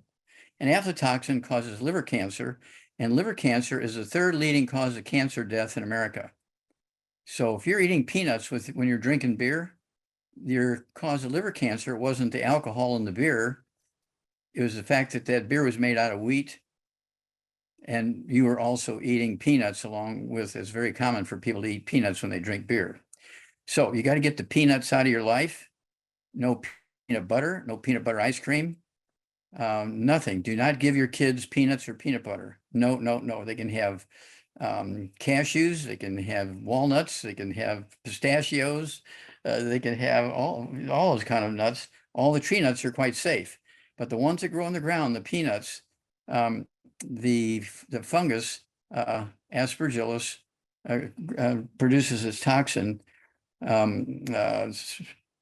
aflatoxin, which produces liver cancer, which is the third leading cause of cancer death in America. No wheat, butter, or oats, or peanuts. All right. And, you know, peanut butter has been a staple for so long that we've got to just say no. One more, just say no. And I love the fact that we now have so many different options when it comes to alternatives. We've got almond butter, cashew butter, pistachio butter, hazelnut butter, sunflower butter, tahini. I mean, all these different other options that, one, are more nutritious, and two, do not include that liver causing chemical, Aflatoxin. aflatoxin, that is third leading cause of death, Third leading cause of cancer death in America. cancer death. So that's crazy. So everybody, no more peanut butter. Yeah. Ruth Ellen has her hand up. Ruth Ellen, welcome to Ask Doc Live, my lovely co-host. Hello. Hello, Doc, and hello, everybody. I'm so glad everybody could make it. I have my hand up for Scott S. So I'm going to spotlight him and ask him to unmute so that he can talk to Dr. Wallach. Okay, Scott. Just give him a minute. Yeah, there you go. Am I doing it right? Yes, Yes, you speak are. up, speak up right. just a little bit, sir. Okay, how's that? Okay, better. Hi, doctor. I never really thought I'd get a chance to talk to you. I've been listening to you for years on Coast to Coast. Oh yeah. I don't really know where to start. The greatest. So I'm 43, 6'1", weigh 220. I've had numerous health issues ever since I was a kid. Say my first major surgery, I had an ACL replacement. So now obviously, like you've been talking about, doctors are trying to tell me I need a knee replacement and all that type of stuff. But I've already had over 50 surgeries. 50 surgeries? Yeah, I quit counting when I turned 40 because it was like starting to get depressing. Okay, now were all of these on joints and bones and muscles and tendons and ligaments? For the most part, I've had 3 colonoscopies because of ulcerative colitis. Which one time I almost bled out from it. My hemoglobin was down to 2.4 or something like that. Okay, let me ask you a quick question here. How many times a night do you wake up to go to the bathroom and urinate? Quite a bit.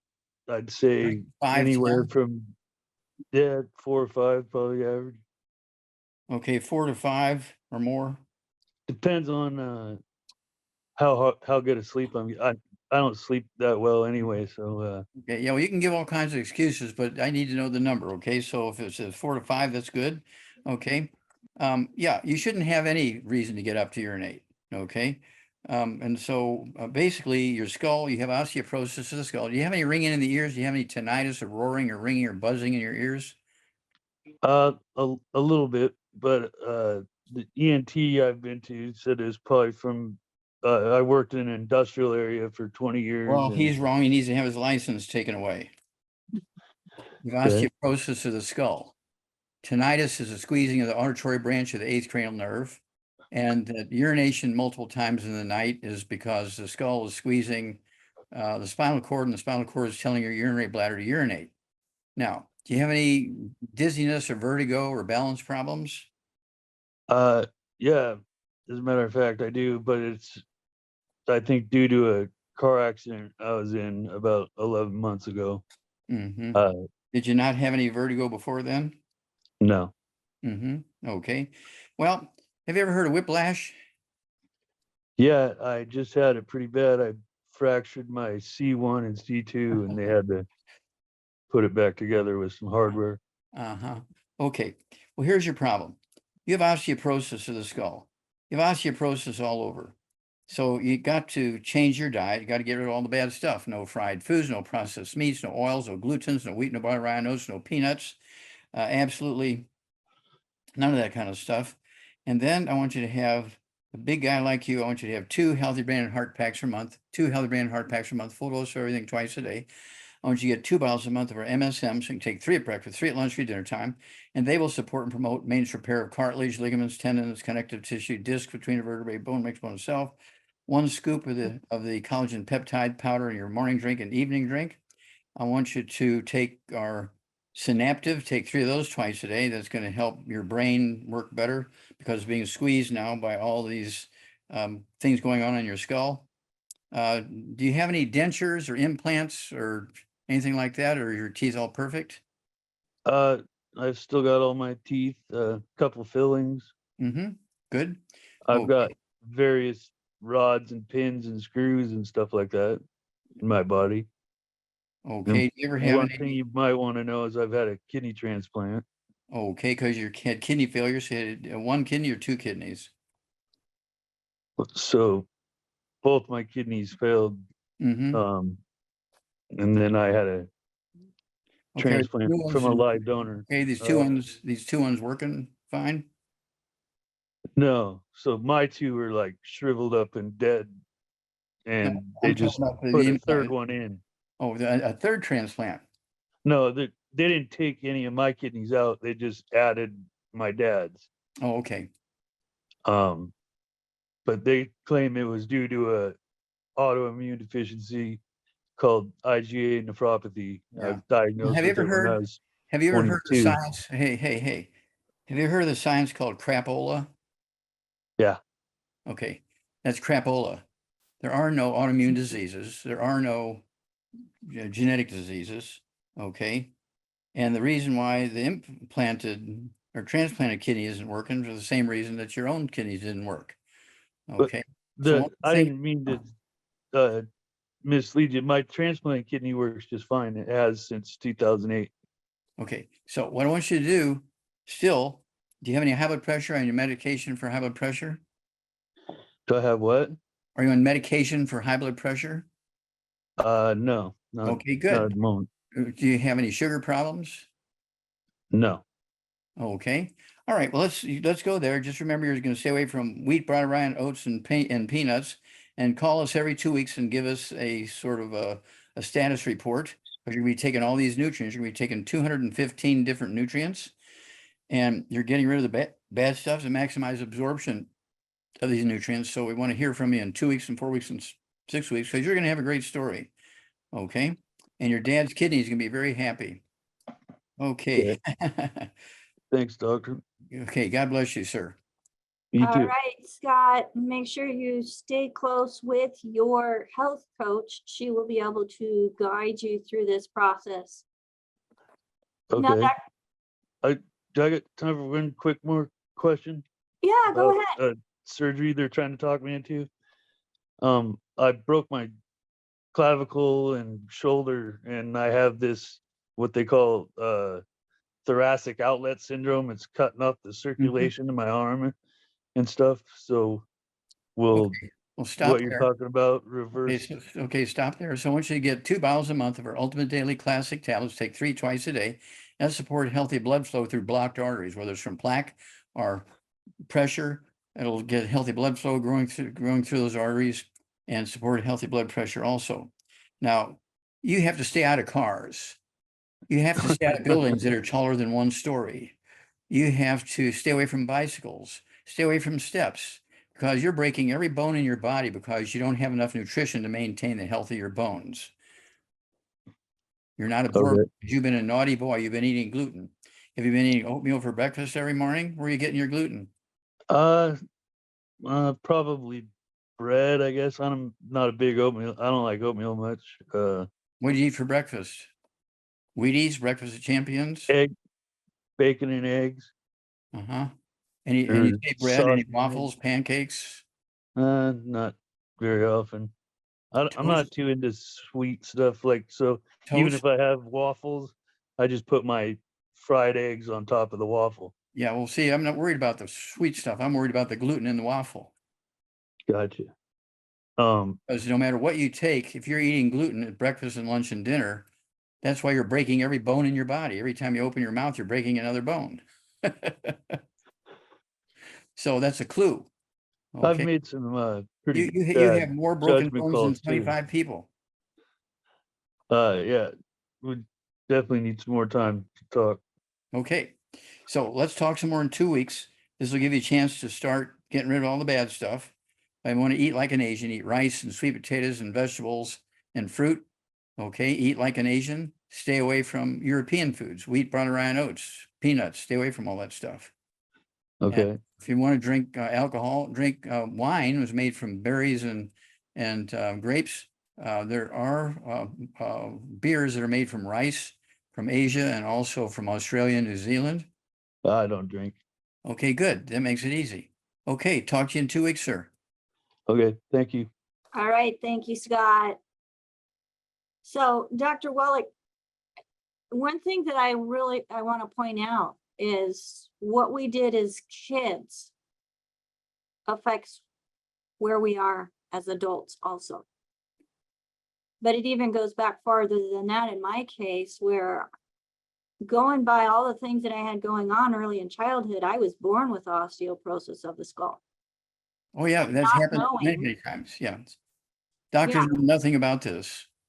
Doctors didn't know anything about it, so they didn't know to tell our parents. So it's not our parents' fault, but it's the doctor's fault and whoever was training them, because they're the ones that were telling us and telling our parents what they should and should not be doing. And Hell's Kitchen goes all the way back to when minerals were stopped.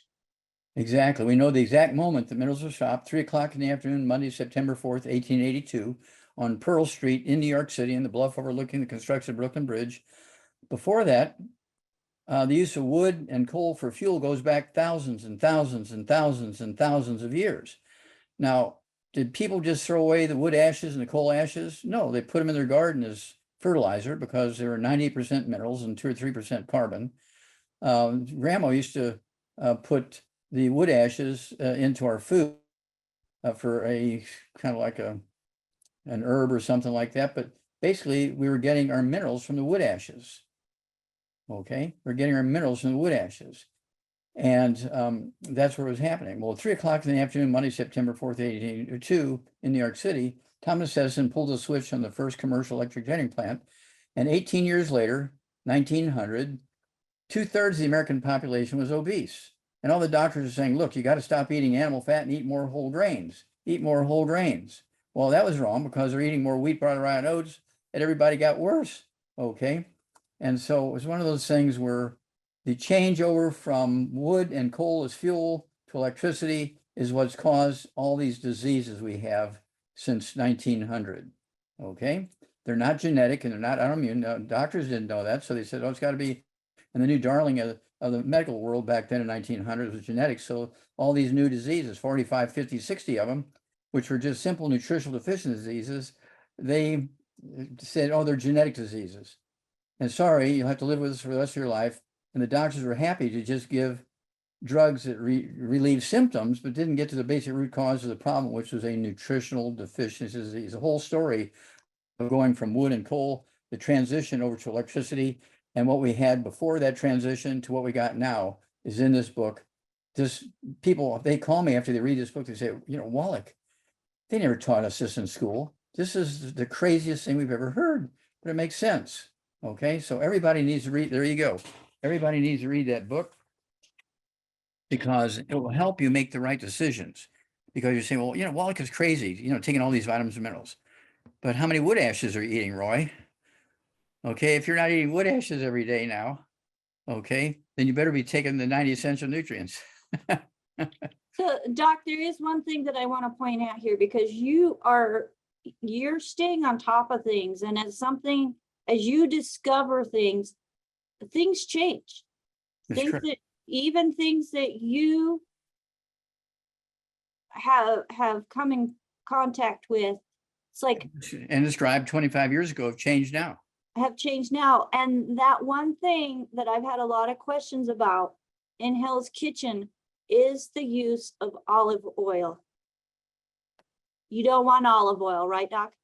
Well, if you have an olive tree growing in your backyard and you pull the olive off the tree and eat it, that's a good way to get olive oil.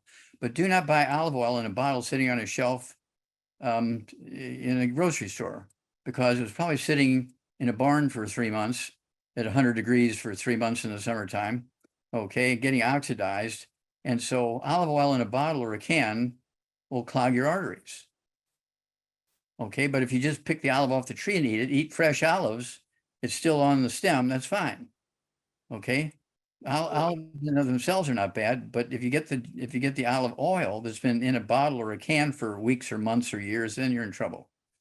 Unless you have the expensive equipment to press your own olive oil, use butter. There you go. So The first, butter the melted first food gently. for all vertebrates, including human beings, is milk. Milk is the best food in the world. And butter includes vitamin A. Vitamin A is essential for our eyesight and making sure that we maintain vision. So there's a lot of things, a lot of benefits to butter that it was demonized for so long. Well, guess what, folks? Olive oil is not your friend, and it is mentioned in this book, but replace it with butter. Remember, the average lifespan of a medical doctor in America is 58. 58. Well, yeah. So let's go to a question that Phil has, Dr. Wallach, in the comments here. And he says, I had successful bladder cancer surgery 7 years ago. However, blood has appeared again in my urine. Please give me your recommendations. Phil is 72 years old, 185 pounds at 6'3". Okay. Well, here's where a non-radiation scan, a scan that doesn't use like X-ray or anything like that, find out what's, start there and find out what's going on in the lining of the urinary bladder. You also need to see if there's urinary bladder stones. Okay, do you have kidney stones causing the blood in the urine? These non-radiation scans will tell you those bits of information. You can also take urine and do, have a laboratory do a test to find out all kinds of information. Get a hair analysis, get the book Rare Earths and Cures and go to chapter 10 and 11, page 272, and get the hair sample. And it tells you how to collect the hair sample, how to box it, where to ship it. Don't forget to put the check or the money order in there, because the lab run the test without the money. And you'll find out how many nutritional minerals you have.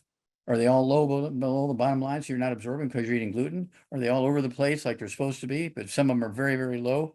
And some may be very, very high, like too much calcium. No, when you get calcium that's very high, almost always is because you have osteoporosis and your parathyroid glands are pulling calcium out of your bones to try and maintain blood calcium. They're overdoing it.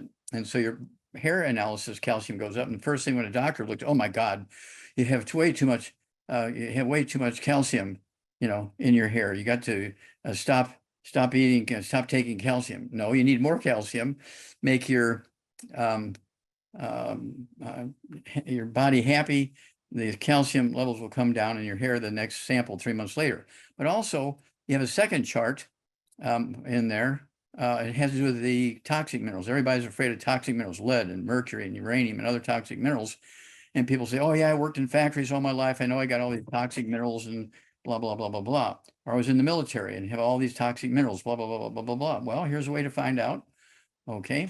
And if you're doing this, if you're a longevity associate, the cost of that hair analysis is tax deductible because it's part of your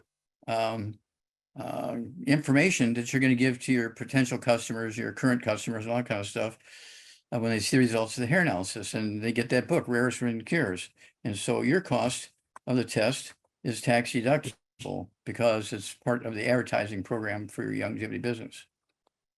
All right, thank you so much for that, Dr. Wallach. And again, in the book, Rare Earths, Forbidden Cures, chapter 10 and 11.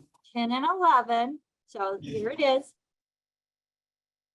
Rare Earths, Forbidden Cures.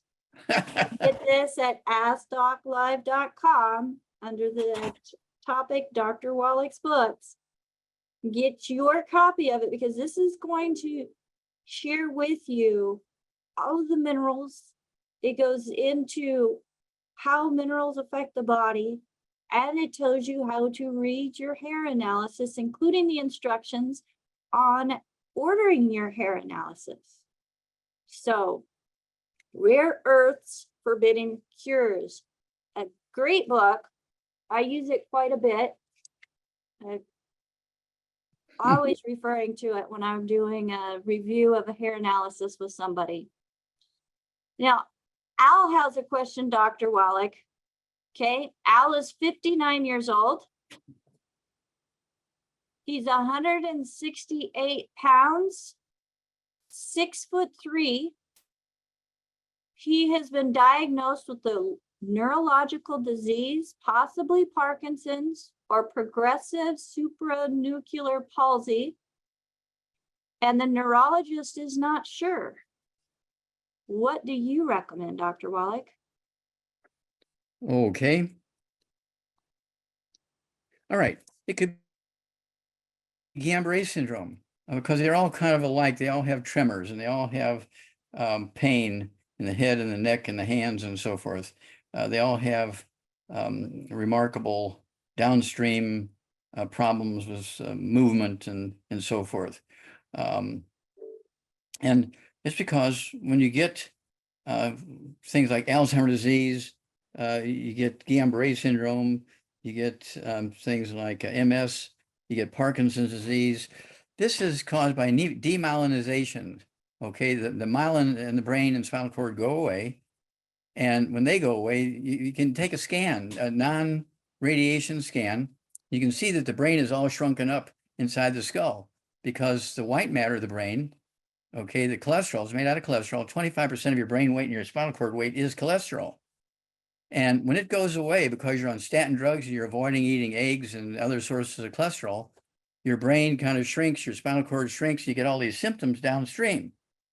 Okay, and this is where you have to appreciate that there's a lot of misinformation out there when it comes to nutrition and disease and nutrition and symptoms and nutrition and longevity.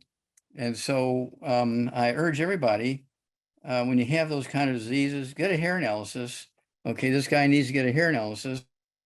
But in the meantime, I would have him take 3 eggs twice a day with soft yolk, soft boiled, soft poached, soft scrambled in butter. Hard-boiled eggs won't count. And the fried eggs will cause cancer.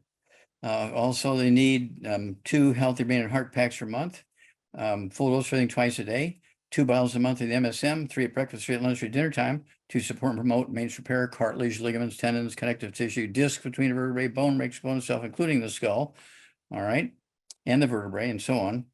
And then I'd throw in the Beyond Osteo FX, throw in a scoop of that with the morning breakfast drink and the evening drink.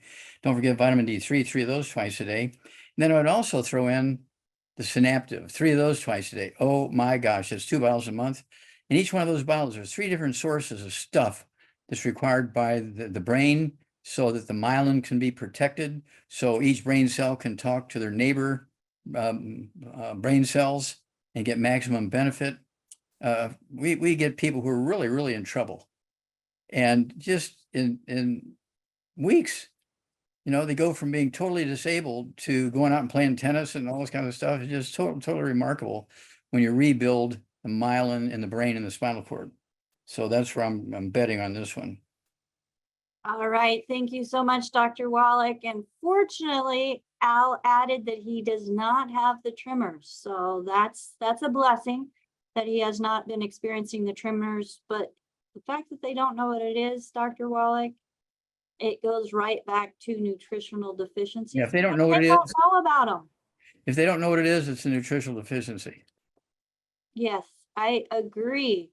Well, let's see if we have any more. I don't think I missed any more comments there, but I do have some emails that have come in. And Pete says that he has been having heart issues for a few years, and he was hospitalized on emergency basis 2 years ago. He had the ablation for he says AFib. flutter, but it's AFib, and put on numerous meds. He did stop the meds about a year ago and primarily went to a Mediterranean diet, which for those of you who are not familiar with the Mediterranean diet, it is a lot of vegetables, but it includes a lot of olive oil. We don't want olive oil. And gluten. And gluten. And then the last 4 months, he's gone to a paleo diet.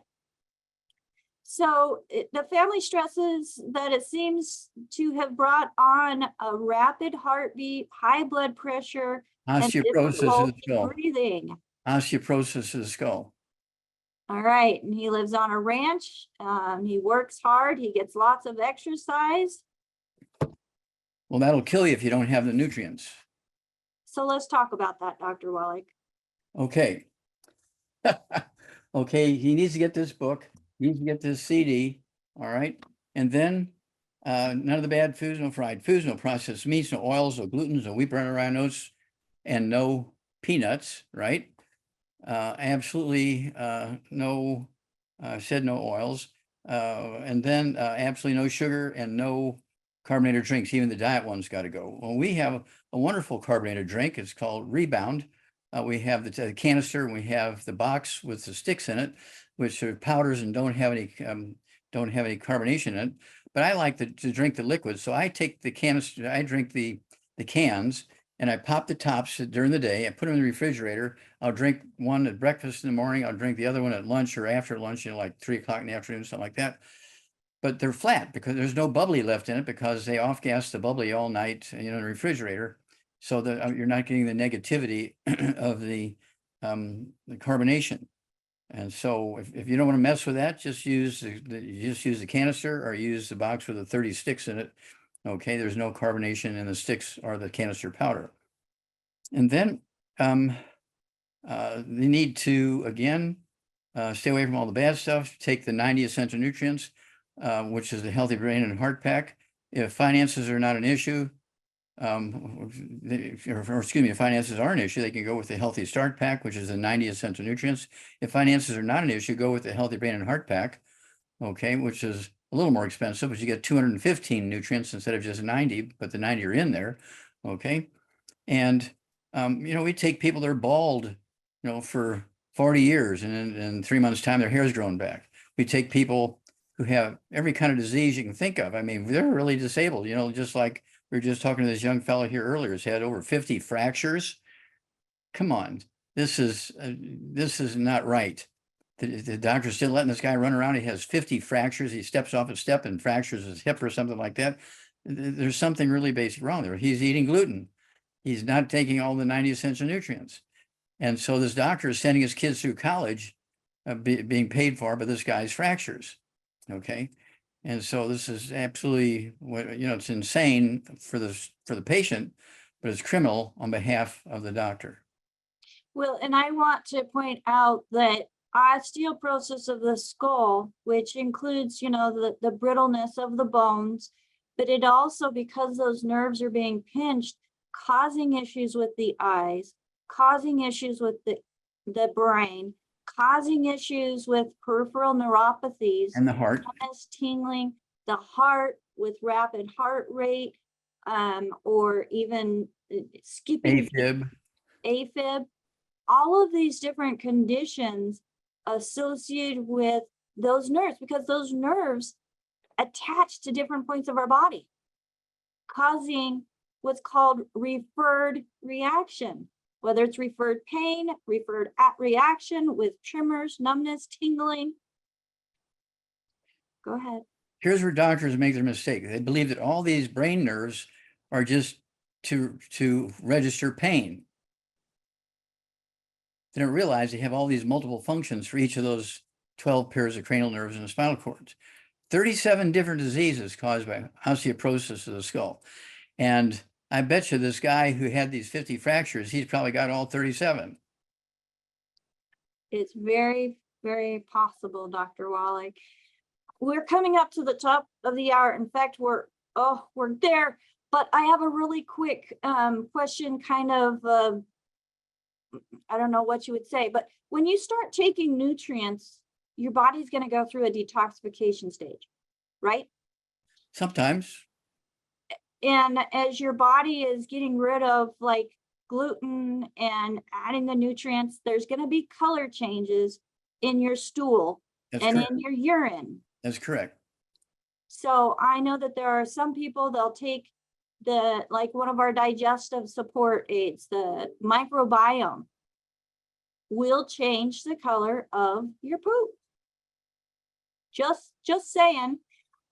So it's not necessarily, because it's darkened, does not necessarily mean that there's blood in the poop or anything like that, which many people say. Go ahead, Doc. I can say quickly here because time's beyond us now. Quickly, basically what they need to do is take a sample of their ugly bowel movement and take it to a veterinarian and tell him it's his dog's poop and have it tested for parasites and blood and all that kind of stuff. And it'll cost you $8. Okay, instead of $100 visit and all these tests and x-ray.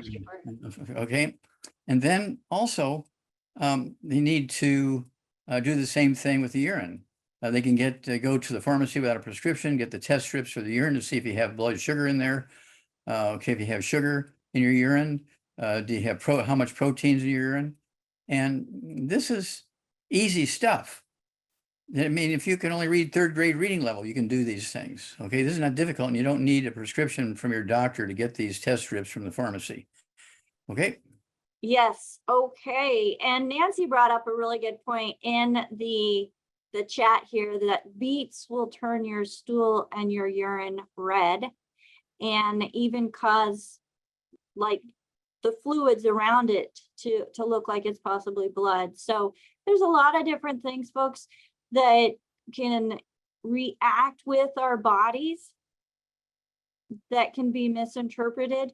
But like Doc said, don't guess. It is a whole lot cheaper to go through a vet than going to your primary care physician. But that will be more accurate too. And they might even be more accurate. There you go.